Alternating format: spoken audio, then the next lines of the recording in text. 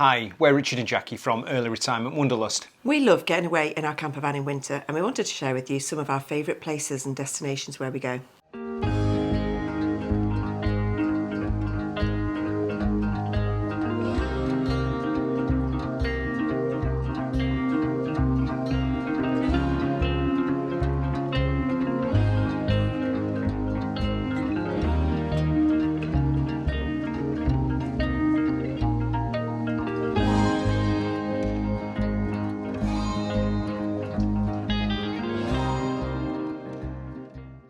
So if you've seen any of our previous videos, you will know that we absolutely love winter camping, and one of the biggest questions that comes from those videos is, whereabouts do you go when you go winter camping? A quick apology though. For us, most of the places that we're going to recommend in this video are in the north of England because that's where we're from, and a lot of places in Scotland. Of course, if you're talking winter camping, we're going to have to start our recommendations in the Yorkshire Dales. We loved coming up here when we used to come up for weekends from work, that much that we've actually bought a house here. The Yorkshire Dales pretty much has something for everyone, whatever the time of year. It's got the famous Yorkshire Three Peaks, which I wouldn't recommend doing in winter, but then it's got other iconic places like the Ribblehead Viaduct, and obviously Yorkshire's renowned for its hospitality at having a number of cracking walking pubs round and about the area.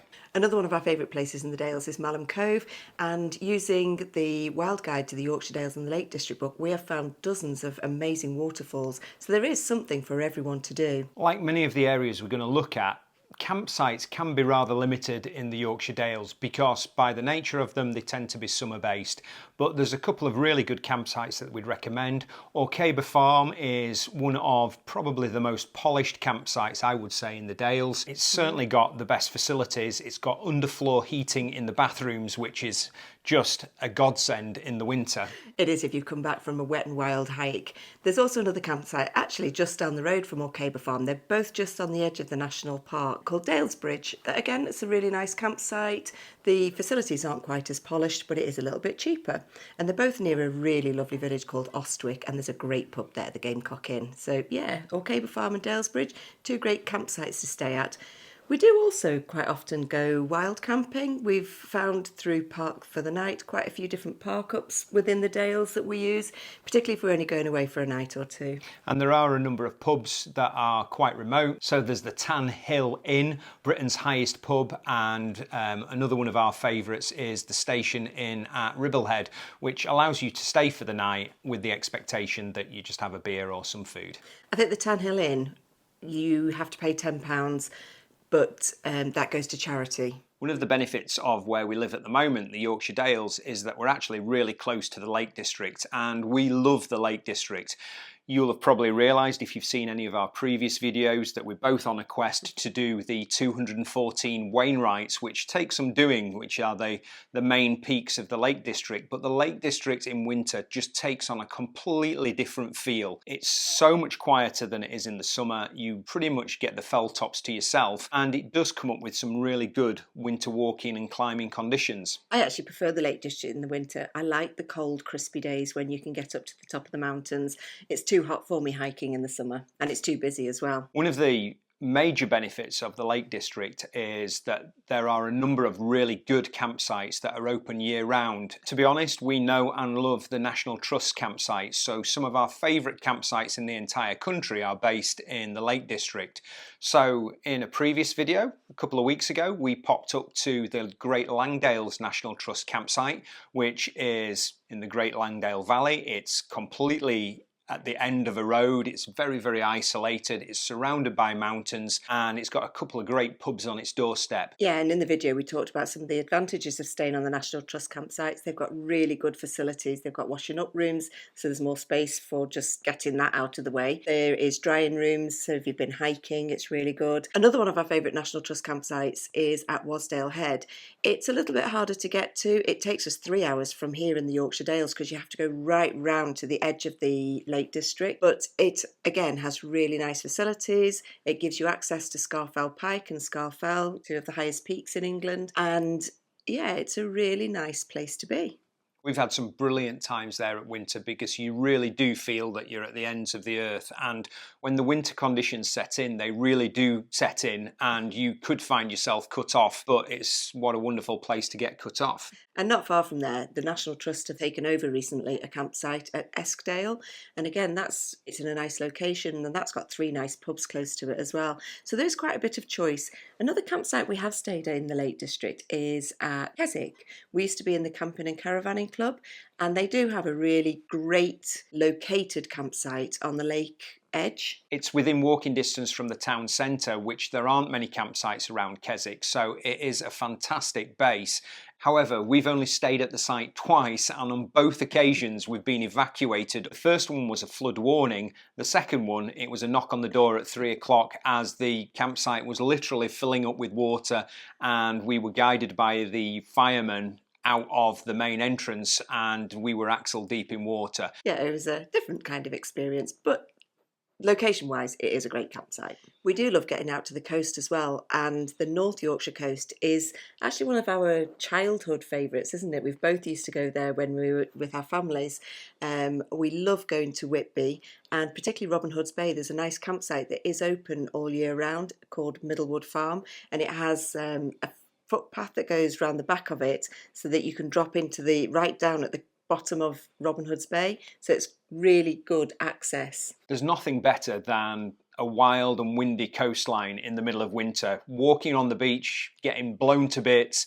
The towns are obviously much quieter. You can get your classic Yorkshire fish and chips. And again, I know we keep going on about it, but there are so many wonderful and welcoming pubs on that coastline. And one of our favourite things to do when we go to the coast up that way is to go to the seal colony at Ravensglass.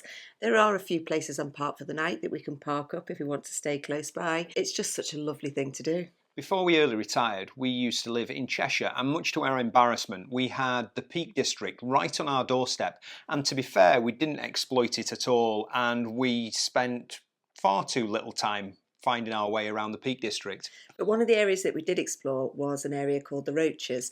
It's great for bouldering. There's loads of really good hikes around there. And there is a pub that you can stay at called the Winking Man. I think they charge you maybe a £5 for electric hookup, but we've stayed once and it was quite an experience. Yeah, it was probably our first experience of true winter camping.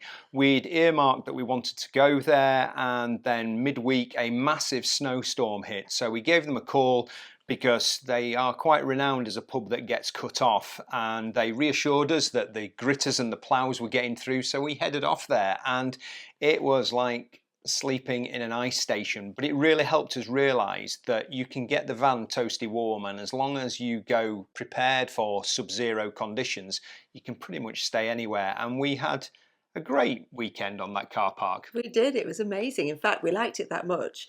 We went and stayed at another pub, the Jug and Glass, further down the road towards Hartington the next night, and had a completely snowy weekend. When we lived in Cheshire, we had Wales on our doorstep, and as soon as there was any wintry conditions, whether it was quite icy or the snow was arriving, we would head out to Snowdonia, which was probably only about an hour and a half for us from there. There's a great campsite called Dolgum Campsite that we used to be able to turn up at. I think it's about £12 a van to stay. It might be a little bit more now in the winter because you can have an electric hookup, which is an advance from that campsite. It was a really basic campsite. I went there 30 years ago, and it is amazing in terms of its location. It's in Capel Currig, so it's got all the major peaks surrounding it. It's a really good winter's base, but you have to go prepared, because when the weather pulls in there, it gets really cold and really challenging. But as location-wise, it's great. If you just wanting to pootle around the towns, there's Betsy Coed, which is only just down the road, and I know I've probably pronounced that wrong. Sorry if you are Welsh, but it is such a lovely little town. But equally, Richard's done some research for this video, and they do a bus now, don't they? Yeah, one of the problems of getting up Snowdon is the parking situation around Snowdon, and they now have a Snowdon shuttle bus that stops off at the campsite and takes you all the way up to the Penny Pass car park, which is the main starting point for quite a number of routes up Snowdon. So a huge advantage in terms of links and the fact that you can go and park your van up even in the middle of winter now and still actually get around the area. Yeah, and it's actually within walking distance of a peak that we keep trying to get to the top of. Actually, we've got to the top of it, but we've never seen the view from off the top of it, is Moel Sayabod. We've climbed it a few times. It's a great hike. It's got a quarry halfway up, and then we tend to go above the quarry. The cloud comes down, but we're going to go one day and see what the view's like. And if you're after a really good, simple scramble that makes you feel like you're climbing to the top of the world, then Moel Sayabod is the place, because it's got a lovely grade 1 scramble that is super easy but super exciting to do. For this next region, we're going to head north of the border and heading towards the Scottish Highlands. We really feel that we are getting into the wild Highlands when we get to Glen Coe, because Rannoch Moor really is a very, very wild place. And in the middle of Rannoch Moor there is a great little stop off at the King's House, and then further down through Glen Coe there is the famed Clackaig Inn, where we've always said we wanted to spend a New Year's Eve. We've never actually made it to the Clackaig at New Year, but it's definitely on our bucket list. Driving across Rannoch Moor in the winter, particularly at night, is a little bit hazardous at times. Quite a few times when we've driven across, and we usually hit it at about 10, 11 at night, because we used to bomb up from Cheshire and not stop, is the deer. Quite often they're feeding on the side of the road in the winter because they like the taste of the salt. So yeah, you have to be a bit careful, but I love deer spotting, so it's good fun. Heading a little bit further north from Glen Coe, you get to the quite large town of Fort William, which is a real hub for the mountain community in that part of Scotland. Yeah, we've stayed at a campsite there, Glen Nevis Camping and Caravanning Campsite, I think it's called, which is great. It's got easy access into the town, but it's also got great access to both Ben Nevis and Glen Nevis, which is a great little hike up into Glen Nevis if you're not feeling like going high. And Ben Nevis is absolutely on our bucket list. Probably not in winter conditions because it just gets so wild up there, but the campsite is really well set up for winter conditions, and if you're wanting a base in that area, then it's definitely the place to go to. Heading further north, and for me, my absolute favourite place to go if we're talking winter van life is Aviemore, right up in the Cairngorms. It is just amazing. We've spent the most fantastic New Year's Eve there.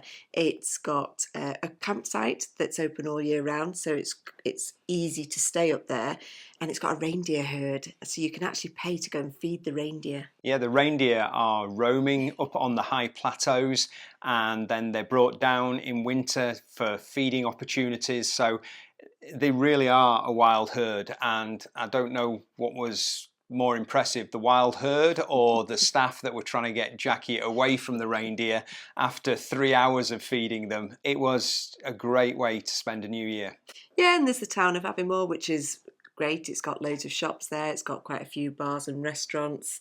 Not that we actually found many that were open when we were trying to find somewhere for your birthday. And it is a ski resort, so there is the opportunity to stay higher up the mountain, right at the foot of the ski lift, but it's pretty wild and windy up there, and we've been up in some pretty horrific winter conditions, and we wouldn't really want to stay that high, but there is the opportunity to do that. The other thing is, not particularly around Aviemore, but if you look on Park for the Night, we have found some amazing park ups in some of the country parks by some of the lakes. There are some really nice places to stay, so it can make it quite affordable. And we do tend to go up because it's so far. We'll go up for a week if we're going that way. We might pop to the coast for a night or two, but great place to spend a week in winter. The next destination is a really difficult one to try and explain because it's very, very famous. It's an iconic road trip, the North Coast 500, and we do know that it does get some pretty bad press, to be honest, in terms of the van life community and the local community, and the two groups not particularly getting on.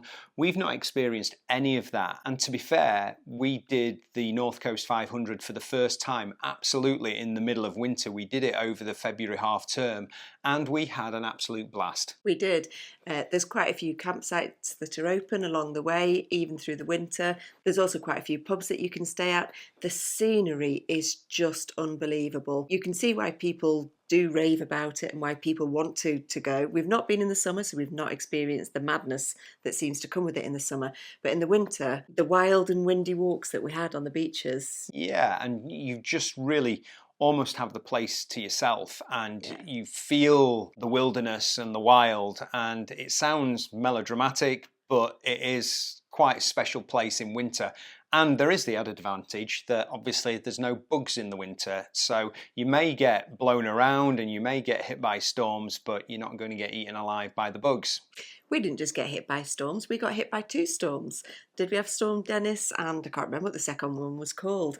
We had to hunker down in a place called Old Moorshore, trying to shelter from the wind. It was quite scary. But that's all part of the winter van life experience, and memories like that have lasted a good 5 years and will stay in our minds forever. So yeah, we really would recommend doing it in the winter. Obviously there are risks associated with that, and we didn't have to deal with any snow or anything like that, but we had pretty much the North Coast 500 to ourselves. We did, which you don't get very often. Potentially some of the wildest but the most spectacular places that you could go to in the winter are the Scottish Islands. We have visited quite a few of them in the winter, actually, haven't we? We ended up on the Outer Hebrides in November when we didn't have a house, just before we moved into here, where I famously said, I'm going to the Outer Hebrides and I'm not getting a ticket back until we actually have completed on the house. And we had 3 weeks, and it was wild, it was windy, it was stormy, it was sunny, it was beautiful. We had a blast. Yeah, and the Scottish West Coast Islands are famed for being able to give you all the weathers in one day, and they really do. They do come with challenges. They are isolated communities, and because of that, the campsites do tend to shut down very quickly at the end of the summer. So campsite opportunities are few and far between on the islands, and also, as Jackie intimated there is a real risk that you can get cut off for a number of days because of bad weather, because the ferries simply do not run. Yeah, there's not many campsites that are open in the winter, but there are quite a few community-run facilities that you can use. We've stayed in different places that have honesty boxes, but no facilities. We've stayed in places like Hooshiness, which has got a community-run facility that's got electric hookup, it's got toilets, it's got the most amazing shower room, and a little seating area that's got the most perfect view in Scotland, I think. So I guess the Western Isles, if you are willing to spend some time having to hunker down and shelter from the storm because you know that in 20 minutes time the sun's going to be out, then it's just the place. If you were wanting to play it safe, I would certainly recommend going to some of the southern islands, so things like Arran and Mull. They're less likely to get cut off, but for the wild and remote, it has to be the Outer Hebrides, and they are so special. They are, particularly if you're into photography, because the photography there in the winter is just stunning with the wild and stormy seas. And the big skies. And the big skies. The one thing we have found visiting all of the islands in winter is that you do need to take what you need and be prepared. The first time we went, we didn't take a lot of food with us, thinking, we'd support the communities and we would eat out as much as we could. There wasn't much open at all.